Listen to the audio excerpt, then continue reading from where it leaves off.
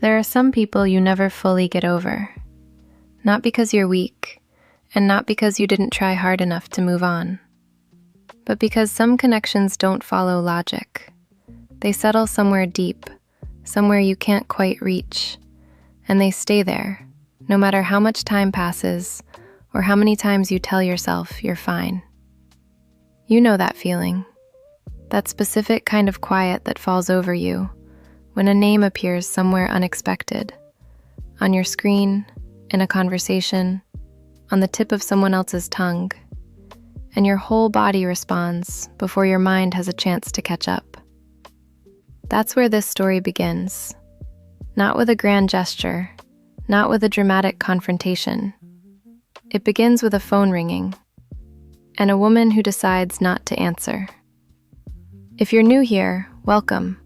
Hit that subscribe button and leave a like if you enjoy stories like this one. Drop a comment and tell us where you're watching from, because we love knowing who's on the other side of the screen, and it genuinely helps us keep making stories for you. Now, find a comfortable spot, take a breath, and let's step into Jade's world together. I wasn't supposed to be at that party.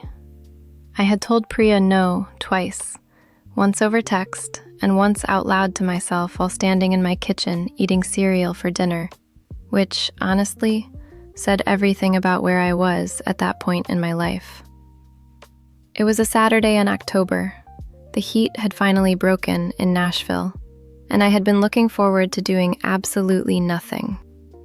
But Priya doesn't beg. She just gets quiet in that specific way that makes you feel like the unreasonable one. And eventually I put down the cereal and went to find something to wear. That was my life lately. Showing up to things because staying home felt like I was losing some argument with myself that I hadn't agreed to have. Work was fine. I liked my kids, liked the routine of the classroom, liked having somewhere to be every morning that had nothing to do with how I was feeling. But outside of that, I'd been running on autopilot for months, seeing the same people, having the same conversations, going to bed at the same time, and waking up with that low-level restlessness I couldn't name. I wasn't unhappy, exactly. I just felt like I was waiting for something without knowing what it was.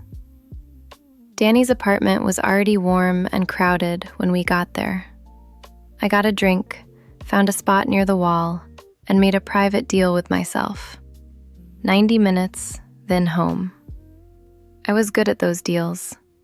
I was less good at keeping them. The first hour was fine.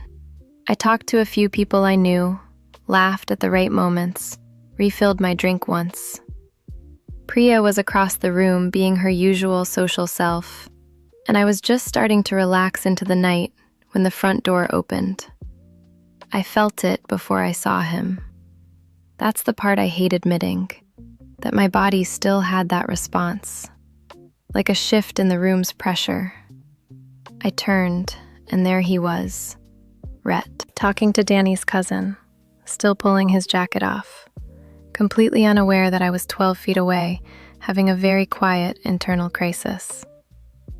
7 months. He looked exactly the same, which felt profoundly unfair. I had time to take one steady breath before Priya appeared at my elbow. She hadn't known he'd be there. I could tell by the look on her face. "Do you want to go?" she asked. "No," I said, and I meant it. I wasn't leaving because he walked in. I was 25, I was fine, and this was my friend's birthday. I stayed exactly where I was. I was doing well, all things considered, until I stepped away to grab some water and heard his voice behind me. "Hey." I turned around slowly. He was closer than I expected, and he was looking at me the way he always did, like he was trying to read something I hadn't written yet. "Hey," I said back. A pause settled between us, not quite uncomfortable, not quite easy. Then he said, "You look good, Jade." It was such a simple thing to say, but the way he said my name made something in my chest tighten in a way I really wished it hadn't. I didn't walk away. That was my first mistake. I told myself it was just politeness. We were at the same party. We had mutual friends. Being cold would have made everything awkward for everyone else. So I stayed, and we talked. Small stuff at first. How was work? How was Danny? Have you tried the food? The kind of conversation two people have when they're both pretending the last 7 months didn't happen. He was good at it. Better than I expected, honestly. Rhett had always been someone who could hold a room at a distance without anyone realizing they were being held. You felt comfortable around him, and somehow never quite close enough at the same time. I used to think I was the exception to that. For a while, I actually was. We ended up drifting toward the corner of the room, away from the noise, which I told myself happened naturally, and not because some part of me steered us there. He asked about my class, remembered I'd switched to 3rd grade this year, and I noticed that, the fact that he remembered, before I could stop myself from noticing. "It's good," I said. "They're a lot, but good." He nodded slowly, like he was actually listening, and not just waiting for his turn to talk. That used to be one of my favorite things about him. I'd forgotten that. Or maybe I'd just worked hard at forgetting it. The conversation had that particular texture of two people being careful with each other. Every sentence a little measured, a little deliberate. Not dishonest, just managed. And then, somewhere around the second drink, the carefulness started slipping. He told me about a project he'd been working on, a school renovation across town. And without thinking, I said, "Wait, isn't that near Millbrook?" And he said yes. And I said my cousin lived 2 blocks from there. And suddenly, we were talking like people who knew each other. Because we did. That was the thing about Rhett and me. We always had that ease underneath everything else. It was the everything else that had been the problem. At some point, Priya caught my eye from across the room and raised her eyebrows in a question. I answered with a small shrug that I hoped communicated, "I have no idea what I'm doing, but I'm fine." She didn't look fully convinced. Honestly, neither was I. The party started thinning out around midnight, people saying their goodbyes, jackets coming off hooks by the door. I told Danny happy birthday, found Priya, and started making my way toward the exit. I was almost there when Rhett appeared beside me, not blocking my way, just there. "I'll walk out with you," he said. It wasn't a question, but it wasn't pushy either. Just a statement, offered plainly, the way he did most things. Outside, the air had gotten colder and the street was quiet. We stood on the sidewalk for a moment while Priya said goodbye to someone nearby, and then Rhett turned to look at me, and whatever easy neutrality he'd been holding all night shifted into something quieter and more direct. "I've been thinking about calling you," he said. I looked at him. "You didn't, though," I said. He held my gaze. "No," he said.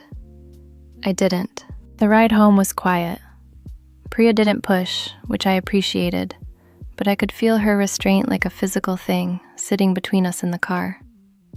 She dropped me off with a simple, "Text me when you're inside," and I did. And then I sat on the edge of my bed, still in my jacket, and just stayed there for a minute.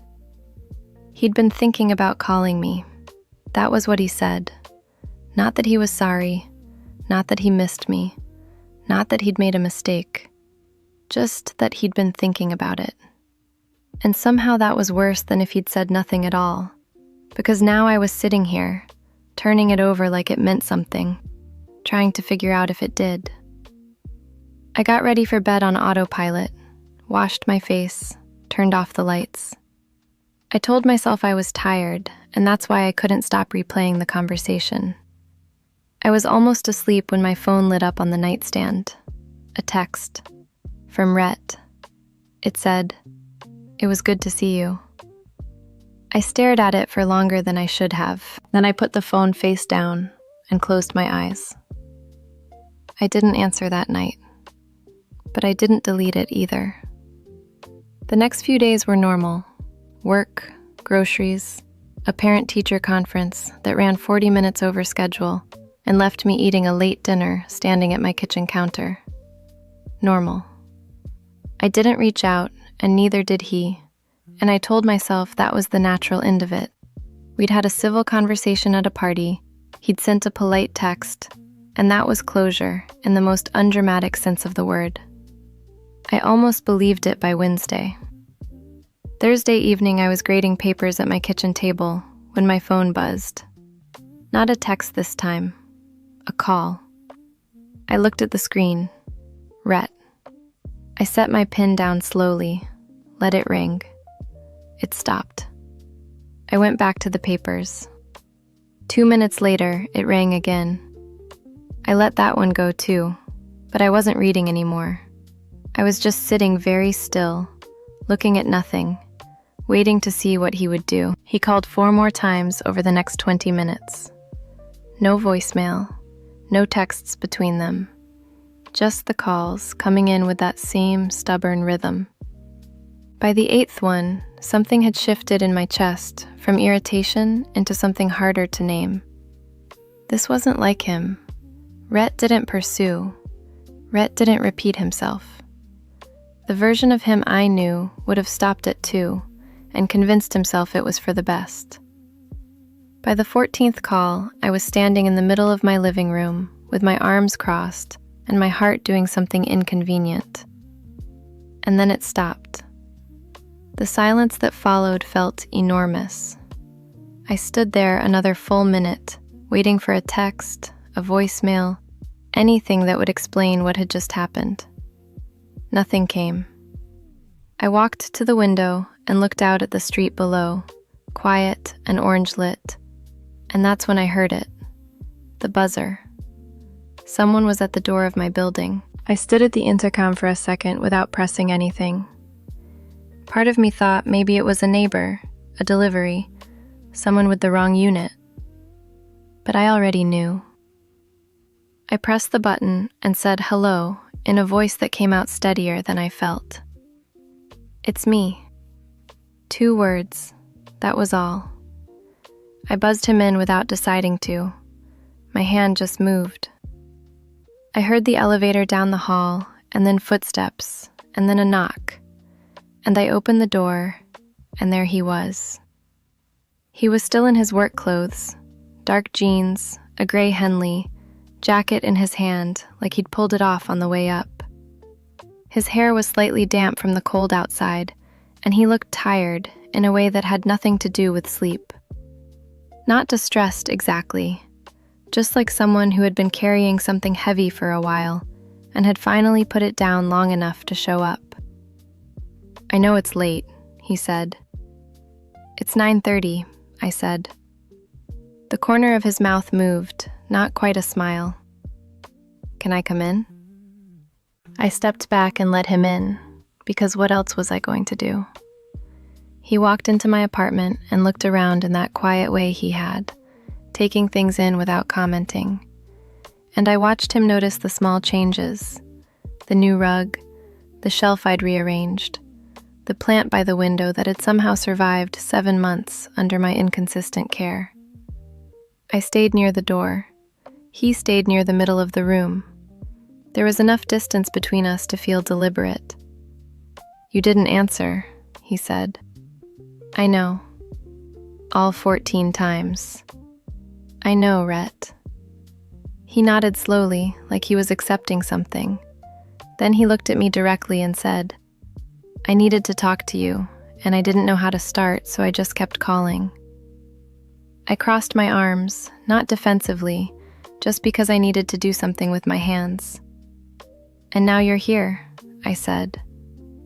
And now I'm here, he agreed. The silence that followed wasn't uncomfortable. It was the kind of silence that has weight, that means something. I'd forgotten how he could do that. Just exist in a quiet room without needing to fill it, without it feeling like avoidance. It used to make me feel steady. Right now, it made me feel like I was standing on ground that hadn't fully settled yet. "Why tonight?" I asked. He looked at the floor for a moment, then back at me. "Because I saw you the other night, and I drove home, and I sat in my parking lot for 40 minutes, and I still couldn't figure out how to leave it alone." That was more honest than I'd expected, more than he usually gave without being pushed. I didn't know what to do with it, so I did the practical thing. "Do you want some water?" He almost smiled again.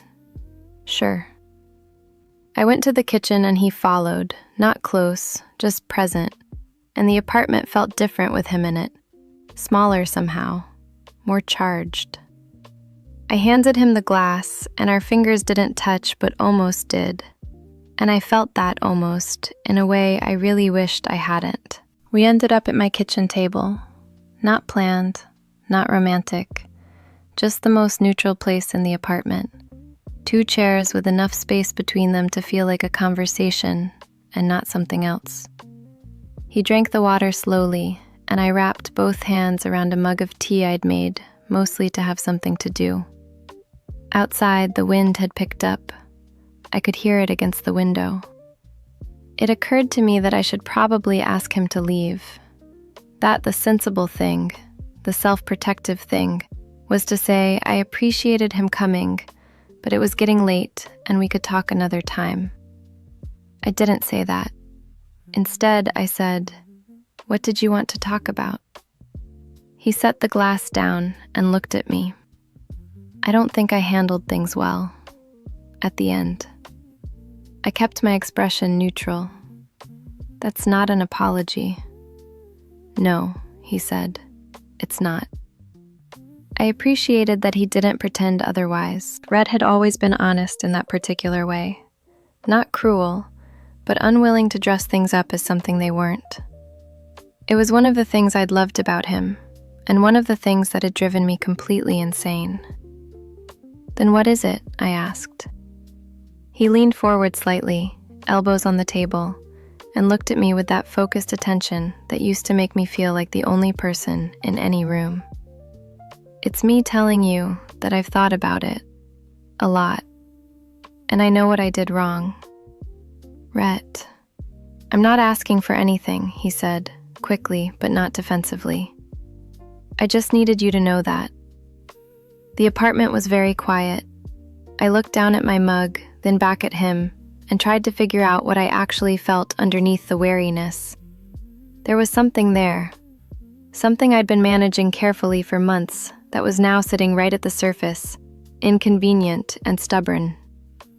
"You went quiet," I said. "At the end, every time it got hard, you just went somewhere I couldn't reach." He nodded, didn't argue it. "I know." "And I kept waiting for you to come back," I said, and my voice stayed even, which I was proud of. "And you didn't." He held my gaze and said nothing for a moment, and in the silence, I could see him working through something. Not performing, just actually sitting with what I'd said instead of deflecting. That was different. That was new. "You're right," he said finally. "I didn't." It wasn't an apology, but it was an acknowledgement, and from Rhett, that was something close to rare. I exhaled slowly and leaned back in my chair. The tension in the room had shifted, still present but different. Less like a standoff, more like 2 people cautiously occupying the same space without pretending it was simple. He stayed another hour. We talked about smaller things after that. His project, my kids at school, a show we'd apparently both been watching without knowing it. Normal conversation. Easy in the way things between us had always been easy, when we weren't getting in our own way. When he finally stood to leave, it was past 11. I walked him to the door, and he stopped just outside it, turned back, and looked at me for a moment, with something unresolved still sitting in his expression. "Can I call you?" he asked. Not 14 times, just once, the right way, with permission. I leaned against the doorframe and considered him. "Yeah," I said quietly. "You can call me." He called the next evening. I was grading papers again. Apparently that was just my life now. And when his name appeared on the screen, I let it ring once before answering. Just once. Old habits. The conversation lasted 2 hours. I don't know how. We started talking about something small, a news story I'd mentioned the night before, and somehow ended up in a real discussion, the kind where you lose track of time without noticing. It felt familiar in a way I hadn't prepared for. When we hung up, I sat in the quiet of my apartment and recognized something uncomfortable. I was looking forward to the next one. He called again 2 days later. Then I called him. We didn't talk about what we were doing or what any of it meant. We just talked. And underneath every conversation was this low, steady current that neither of us acknowledged out loud. Priya noticed, of course. We had lunch that Sunday, and she watched me check my phone once without meaning to, and said absolutely nothing, which was somehow louder than anything she could have said. "Don't," I told her. "I didn't say anything," she said, smiling into her coffee. 3 weeks after the party, Rhett asked if I wanted to get dinner. Not a casual suggestion folded into a phone call, a direct, deliberate ask with a specific place and a specific night. I said yes before I had time to think it through, which told me more than I wanted to know about where I actually stood. The dinner was easy and warm and a little too comfortable, which scared me more than awkwardness would have. We stayed until the restaurant was nearly empty, and when he walked me to my car, he stood close enough that I was aware of every inch between us. He didn't try to close that distance. He just looked at me in that quiet, focused way and said goodnight. And I drove home feeling something cautiously close to happy. That was when I should have slowed down.